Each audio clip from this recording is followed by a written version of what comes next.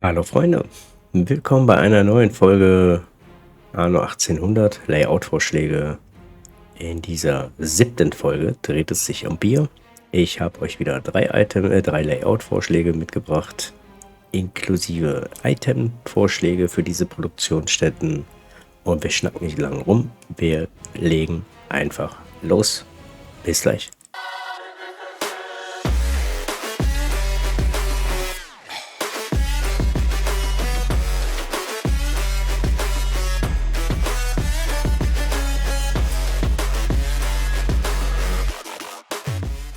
Dann fangen wir mal wieder an mit der Statistik. Was brauchen wir für Bier? Bier könnt ihr produzieren ab 500 Arbeiter. Ihr braucht dafür 2 Getreidefarmen, 3 Hopfenfarmen, eine Melzerei und 2 Bierbrauereien. Kommen wir wieder zu den Statistiken selber. Die Getreidefarmen könnt ihr bauen ab 55 Arbeiter. Die Baukosten sind $500. Baumaterial 4 Bretter, Betriebskosten $20 die Minute, Arbeitskräfte erforderlich 20 Bauern und produziert in einer Minute 1 Tonne Getreide. Zur Hopfenfarm, die könnt ihr produzieren oder könnt ihr bauen ab 500 Arbeiter. Baukosten sind die $500. Baumaterial, ihr habt 4 Bretter, Betriebskosten $20 die Minute, Arbeitskräfte erforderlich 20 Bauern und produziert in einer Minute 0,66 Tonnen Hopfen die Minute. Und zur Melzerei, auch verfügbar, ab 500 Arbeitern, Baukosten $500. Die Baumaterialien sind 4 Bretter, 5 Ziegelsteine und 4 Stahlträger. Betriebskosten $150 die Minute, Arbeitskräfte dafür erforderlich 25 Arbeiter und produziert in 30 Sekunden 2 Tonnen Malz die Minute. Und als letztes Bierbrauerei. Eine Brauerei könnt ihr bauen ab 500 Arbeiter. Baukosten sind $1600. Baumaterial 4 Bretter, 5 Ziegelsteine, 4 Stahlträger. Betriebskosten von $200 die Minute. Arbeitskräfte dafür erforderlich 75 Arbeiter. Und die produzieren in einer Minute 1 Tonne Bier. Eine Brauerei. So, mit einer Tonne Bier könnt ihr maximal versorgen 65 Arbeiterhäuser, 32,5 Handwerkshäuser und 37,5 oberen Häuser in der neuen Welt. Stromversorgung ist dort auch möglich. Ja, jetzt kommen wir zur Itemvorschläge, die ich euch dafür empfehlen würde. Zum einen hätten wir für die Hopfen, sowohl für die Getreidefarmen, habe ich euch 3 Items mitgebracht. Zum einen der stillende Flug steigert die Produktivität um 50%. Arbeitskräfte erforderlich sind 50% weniger. Wartungskosten, sprich Betriebskosten, senken sich um 50%. Zum zweiten die patentierte stählerne Sämaschine. Handwerkskammer ausgerüstet, steigert die Produktivität um 40%. Arbeitskräfte erforderlich wiederum 50% weniger. Superphosphatdünger in der Handwerkskammer könnt ihr ausrüsten. Produktivität 70% plus. Ihr steigert dadurch die Modulanzahl um 35%. Kommen wir nun zur Melzerei. Für die Melzerei habe ich euch wieder 3 Items mitgebracht. Zum einen Ferras Al-Saremi, der wohlbekannte Ferras. Handwerkskammer, Produktivität 50% plus, Arbeitskräfte erforderlich minus 10%, die Wartungskosten senken sich um 10% und die Aufstandsgefahr senkt sich um 20%. Zum zweiten die innovative Druckerpresse steigert die Produktivität um 25%, Arbeitskräfte wiederum erforderlich für die Melzerei wieder 40% weniger. Und zum dritten die extrem laute Glocke. Mit der sind Arbeitskräfte erforderlich, wiederum 50% weniger und senkt die Wartungskosten um 25%. Das war die Wälzerei. Jetzt kommen wir zur Brauerei. Da habe ich euch mitgebracht 3 Item-Vorschläge. Ich darf immer wiederholen, das sind Vorschläge. Es gibt bessere, es gibt andere Items. Wie ihr das findet oder wie ihr das testen könnt, was das bewirkt, seht ihr gerne in der Item-Folge, die ich in dieser Layout-Vorschlagsreihe eingebaut habe. Das ist die 6. Folge. Und hier wiederum Ferras Alseremi. Habe ich ja gerade erzählt, was er alles bewirkt. Dann haben wir den Bruder Hilarius, Meister der Braukunst. Steigert die Produktivität um 50%. Arbeitskräfte erforderlich sind minus 50%. Und er produziert als zusätzliche Ware in der Minute 1 Tonne rum. Und wiederum die innovative Druckerpresse steigert die Produktivität um 25%. Arbeitskräfte erforderlich minus 40% und wird in der Handwerkskammer ausgerüstet. Ja, das waren die Item-Vorschläge für die ganzen Produktionsstätten. Kommen wir nun zur Layout-Geschichte. Zum einen habe ich euch mitgebracht als Layout-Vorschlag 1 einmal diesen. Das ist der erste Layout-Vorschlag. Ganz simpel gehalten, einfache Produktionskette. Ihr seht 2 Getreidefelder, eine Melzerei, eine Feuerwehr, eine Handwerkskammer zum Ausrüsten Items, 2 Bierbrauereien, ein Lagerhaus und 3 Hopfenfelder. Und ich würde sagen, das fangen wir mal an nachzubauen. Hier haben wir uns wieder ein Feldchen ausgesucht und wir fangen dann an. Arbeiter, wieder Blaupause-Modus wählen dann. Das Bier. Zuerst ein bisschen gerade machen. So. Die Melzerei in einem Querformat. Darüber die Feuerwehr. Dann kommt die Handwerkskammer. Dann kommt eine Straße. Das Lagerhaus kommt darüber. Dann rüsten wir das alles einmal mit einer Straße aus. Zack, zack, zack, zack. Und daneben, neben dem Handwerkshaus oder neben dem Lagerhaus, kommen dann 2 Bierbrauereien im Hochformat. Einmal hier, einmal hier. Die wird auch mit Straße ausgerüstet. Zack, zack. So, dann geht es hier unten weiter. Machen wir als allererstes mal eine Getreidefarm. Das ist das Standard-Layout. Die Standard 144 Felder werden dafür benötigt. Und ist eigentlich relativ easy, finde ich. Bis hier oben hin. Bis zur Straße 2, 3, 6. 6 Felder in diese Richtung. Jetzt habe ich gesagt, es ist easy. So easy ist es gar nicht. Guck mal hier. Bin zu drüber. Einmal weg. In die Straße umbauen, damit wir das hier. Ja, dann, haben wir hier 114. Dann hier in der Mitte noch 138 und irgendwie fehlt mir was. Und zwar die hier. So, das ist das Getreidefeld Nummer 1. Getreidefeld Nummer 2. Das gleiche Prinzip, nur spiegelverkehrt. Zack, zack, zack. 2, 3, 3, 4, 5, 6. Lala. Und hier oben wieder hoch. 144. So, und hier oben kommt dann die Hopferei hin. Das wird ein bisschen schwieriger. Eine im Querformat, eine im Hochformat und wiederum eine im Querformat. Dann Hopfenfelder. 2, 6, 9. 1, 2, 6, 7, 8, 9. Wieder bis hierhin. So, geht gar nicht. 9 habe ich gelesen. 9 sind es nicht. Ich habe wahrscheinlich 1 zu viel. 3, 6 sind nämlich nur 8. Sind nur 8 nach oben. Das heißt, einer geht weg.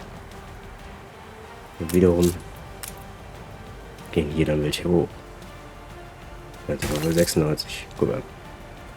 So, das gleiche Prinzip hier. Und es sind 96 Felder.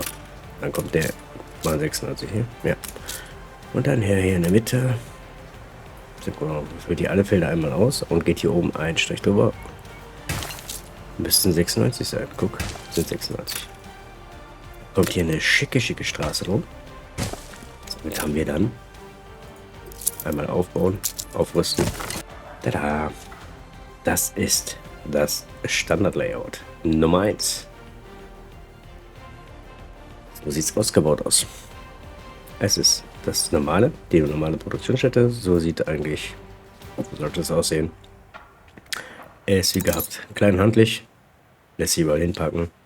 Ihr werdet natürlich am Anfang auf der alten Welt keine Inseln finden, die, glaube ich, Hopfen und Getreide gemeinsam als Saatgut haben. Das ist, glaube ich, nur in Crown Falls möglich. Bei meinen ganzen Spielständen ist mir nichts anderes aufgefallen. Und ja, ansonsten müsst ihr die Hopfenfarmen euch einfach wegdenken. Müsst dann den Hopfen importieren von einer anderen Insel. Aber das ist ja kein großes Problem. Wie gesagt, das ist in Crown Falls kann ich das Ganze so bauen. Und Crown Falls ist ja mit dieser großen Insel oben im Nordwesten. Das ist mein Layout-Vorschlag Nummer 1. Dann kommen wir zum Layout-Vorschlag Nummer 2. Und zwar ist das dieses. Ihr seht, es ist eine Menge Hopfen, eine Menge Getreide, eine Menge Bier. Auch gut geeignet für Crown Falls. Ansonsten, wie gesagt, entweder Hopfen importieren oder Getreide importieren. Hat 12 Hopfenfarmen, 8 Brauereien, 8 Getreidefarmen, 4 Malzhäuser, 2 Warenhäuser und eine Handwerkskammer in der Mitte. Dann würde ich sagen, das bauen wir mal nach. Ja, Handwerkskammer. Mit der fangen wir an. Kommt einmal in die Mitte rein. An der Handwerkskammer werden angeschlossen eine Hopfenfarm. Wir fangen jetzt im oberen Bereich an. Eine Hopfenfarm so. Eine Getreidefarm so. Über der Hopfenfarm kommt dann eine Brauerei in der Richtung. Eine Brauerei in der Richtung.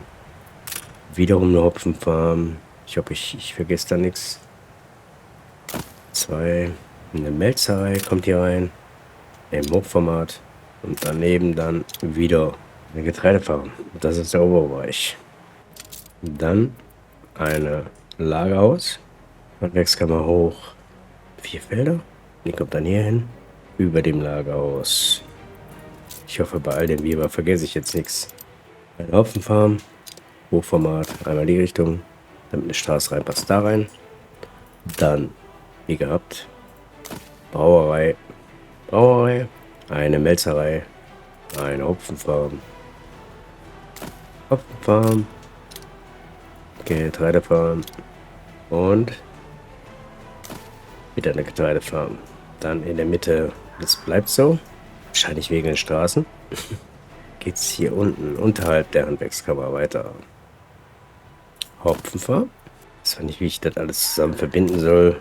Wird sich aber zeigen. Kriegen wir hin. Und da oben hinten. Wie gesagt, ich habe echt keine Ahnung, wie ich das verbinden soll. Aber da werden wir gleich sehen. Wir bauen es ja nach. Und das ist ja der Sinn und Zweck dieser ganzen Geschichte. Da kommt hier das Lagerhaus hin. Bierbrauerei. Bin gespannt, wie das aussieht, wenn es fertig ist. Hopfenfarm. Überall, wo diese einen Felder sind. Eine Straße. Das war nicht. Will der denn an die Hopfenfarm reinkommen? Mhm. Ja, jetzt müssen wir gucken. Wie verbinden wir das? Wie kriegen wir das hin? Ich würde sagen, wir fangen mit dieser Hopfenfarm an. Die geht wohl in diese Richtung. 3 Felder. Ich weiß echt nicht, wie ich das machen soll. Dieses Feld hat 27. Er hat ja gar keinen Anschluss zum Lagerhaus. Seht ihr? Der hier? Getreidefarm? Gar keinen Anschluss. Ich weiß auch nicht, wie ich den mit dem Lagerhaus verbinden soll. Aber da kommt auch, glaube ich, eine Straße rein, ne? Guck mal, wenn ihr eine Straße verbindet, braucht er kein Lagerhaus mehr. Das heißt, er holt sich das alles direkt von den Fahrern. Ich hoffe, ich kriege also ich baue jetzt einfach mal irgendwie wild rum. Wir bauen einfach mal ein bisschen wild rum. So. Also. Layout-Vorschlag 2. Die Felder könnt ihr natürlich gerne anordnen, wie ihr das möchtet. Ich habe das jetzt alles nur gemacht, um zu gucken, ob die wirklich kein Lagerhaus brauchen. Das Lagerhaus wird im Grunde genommen beliefert, die Bauereien geben das Bier ins Lagerhaus. Aber durch diese Stückchen Felder oder Stückchen Straßen, die ihr dazwischen gebaut habt, sind alle Felder oder sind alle Produktionsstätten irgendwie miteinander verbunden. Wenn jetzt hier das Item reinsetzt, oder die Items, werden auch alle versorgt mit den Items. Wie gesagt, Felder könnt ihr gerne anlegen, wie ihr möchtet. Das überlasse ich euch. Es ist eine Fummelsarbeit. Aber wenn es einmal steht, dann steht's. Und wie gesagt, hier sind 8 Brauereien drin. Und wenn wir uns mal ausrechnen, was wir mit 8 Brauereien produzieren, dann können wir mal gerne hingehen. Und zwar, da hole ich wieder diese Arno-Layout-Seite aus. Mit den Item-Vorschlägen, die ich euch gegeben habe, 8 Brauereien oder Hilarius etc., produzieren wir pro Minute 34,8 Tonnen Bier pro Minute. Produktivität oder Steigerung der Produktivität von 435%, nur die Brauereien. Und ihr produziert dann zusätzlich 11,6 Tonnen Rum die Minute. Und ja, das macht schon was her, ne? Layout-Vorschlag Nummer 2. Kommen wir nun. Layout-Vorschlag Nummer 3. Der wird genauso kompliziert, garantiere ich euch. So, Layout-Vorschlag Nummer 3. Das ist tada, dieser. So, hier ist das Ganze noch erweitert. Ihr habt mit diesem Layout-Vorschlag Folgendes zur Verfügung. Traktoren dabei. Ihr könnt mit diesen Traktoren die Hopfenfelder noch weiter bewirten. Aber, das ist das große Aber hier, hier sind keine hier keine Getreidefelder dabei. Das Getreide müsst ihr importieren. Oder woanders anbauen. Wie gesagt, ich habe ja vorhin am Anfang des Videos gesagt, es gibt sehr selten Inseln, wo ihr es schafft, Getreide und Hopfen auf einer Insel zu kriegen. Das ist bis jetzt in meinem Fall, habe ich das nur gesehen, auf Groundfalls, die Insel in Trelawney. Und in Trelawney habt ihr die Möglichkeit, Hopfen und Getreide gleichzeitig anzubauen. Das ist auch die einzige Insel, die am Anfang Kartoffeln noch mit dazu hat. Das heißt, ihr seid für den Grundbedarf, seid ihr dann ausgerüstet. Wie gesagt, ich will sagen, wir gehen hin und bauen jetzt dieses Layout nach. Wir fangen wieder in der Mitte an mit einer, wie soll es aber sein, Handwerkskammer. Um die Handwerkskammer drumherum kommt jetzt, nicht Ingenieur, die ganze Zeit Melzereien im Hochformat. Das sind die Melzereien. Straße, eine Straße drumherum. So, links davon geht's weiter mit Brauerei, Brauerei, Brauerei, Brauerei, Brauerei, Melzerei. So, Straße. Dann geht's jetzt hier unten weiter mit einer Brauerei. Jetzt kommen die Lagerhäuser, 2 Stück. Einmal da, einmal da. Hier unten drunter kommt eine Feuerwache. Dann habt ihr hier, und das ist das Gute daran, habe ich vergessen zu erwähnen, auf dieser Seite könnt ihr ein Kraftwerk hinsetzen. Mit Anschluss, Schiene etc. Da setzen wir auch das Kraftwerk hin. Kraftwerk verfügbar ab Ingenieure. In der Handwerkskammer. Die kommt da oben hin. So. Straße durchziehen, dann kommen wir auf der linken Seite. Ja, die Traktoren. Und Traktoren erweitern alles. Oben. Jetzt noch ein Feld anfangen, damit ich dann ungefähr weiß, wie es aussieht. Traktoren, Rück. Ja, ist sogar richtig gewesen, guck. Kommt sogar hier 3 Felder raus. Verstehe ich zwar auch nicht, aber gut. Nächste Hauptfarm. 3, 4, 5. Also, muss ich alle einmal ausrüsten, aufbauen. damit wir die Traktoren einkriegen. Traktoren. Immer nach unten. Hier auch. Ich finde, das sieht schick aus. So, Straße kommt bis hier hin. Lagerhaus. Ist richtig. Das. Dann kommt hier die Straße runter. Dann kommen hier 3 hin. Wieder eine Straße. Darunter. Hier hoch. So. Hopfenfeld. Darunter 4 Stück. Einmal ausrüsten, sonst kriegt die Traktoren nicht dahin. Traktoren rechts. Immer rechts davon. Traktoren rechts. Traktoren rechts. Und wieder Traktoren rechts. Hier kommen dann auch 3 Felder hin. Rüstet alles wieder auf. So, das war die untere Seite. Jetzt geht's weiter. Hier zieht hier die Straße durch. Dann kommt hier hin eine Brauerei. Mit den Items, die wir hatten. Oder die ich gesagt habe. Und dahin kommt hier neben ein Feuerwehrhaus hin. Eine schicke Straße weiter. Das war jetzt unten. Kommen wir jetzt nach oben. Oder rechts davon. Brauerei. Ist das richtig? Und zwar bin ich ein verrutscht. Guck mal. Ein verrutscht bin ich. Hab mir schon gedacht, dass ich irgendwo einen Fehler gemacht habe. Straße. Wir gehen mal erst hier oben weiter. Also wir machen erstmal hier weiter. Ich hier nicht wegkommen. Da eine Brauerei, da eine Brauerei, da eine Brauerei. Eine Melzerei. Eine Straße drumherum. So, dann kommt nämlich hier eine Brauerei hin. Daneben das Lagerhaus. Und hier die Feuerwache. Das Lagerhaus hier hin. So. Jetzt sieht es auch nach dem aus, wie ich das haben wollte. Querformat. 1, 3, 4, 5. Ihr müsst dann genauso gut Getreide importieren, aber das rechnen wir gleich aus, wie viel das ist. Traktor und erneuter Traktor. Da kommen wieder 3 Felder. Okay.